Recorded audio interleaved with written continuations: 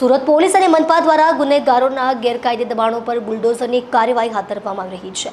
લિંબાયતમાં માથાભારે વસીમ પાર્સલના ગેરકાયદે સામ્રાજ્ય પર ડિમોલિશન કરાયું હતું। ગુજરાત પોલીસ વડાના 100 કલાકના આદેશ બાદ હરકતમાં આવેલી પોલીસ એક્શન મોડમાં આવી ગઈ છે।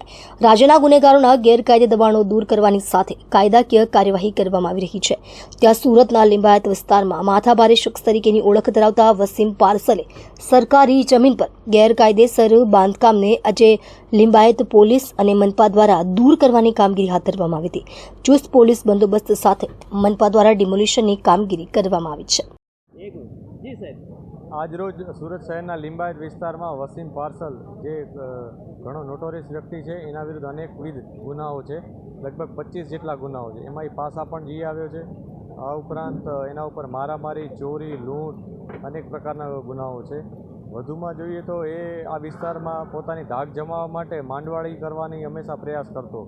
પોતાના માણસો બેસાડી કબજો લઈ લેતો જગ્યાનો, મકાનોનો, અને પછી એ જે ફરિયાદી હોય એની સાથે ગેરવર્તણૂક કરી, દબાણ કરી અને એની પાસેથી સસ્તામાં મકાનો મેળવી લેતો। આ પ્રકારની અનેકવિધ ફરિયાદો અમને મળી હતી।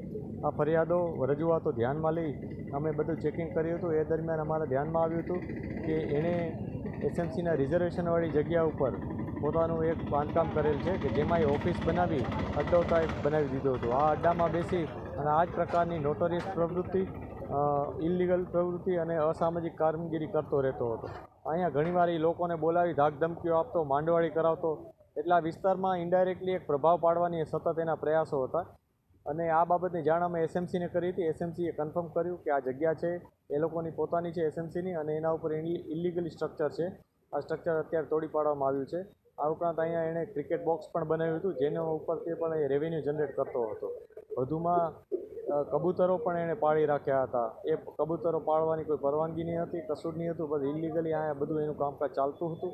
આ બધી બાબત ઉપર અત્યારે કાર્યવાહી કરવામાં આવી છે। વસીમ પાર્સલ હાલ કઈ જગ્યા છે? વસીમ પાર્સલ હમણાં ભાગી ગયો છે। પોલીસ એની શોધખોળ કરી રહી છે। હમણાં જ એના વિરુદ્ધ જે ગુનાઓ નોંધાયા છે એના ઉપર પણ કાર્યવાહી થઈ છે। અનેકવિધ લોકોએ આવીને આ જ પ્રકારની રજૂઆતો કરી હતી, જે અનુસંધાને એના વિરુદ્ધ કાર્યવાહી કરવામાં આવી છે। ગુનેગારોને શું મેસેજ આપવાનો?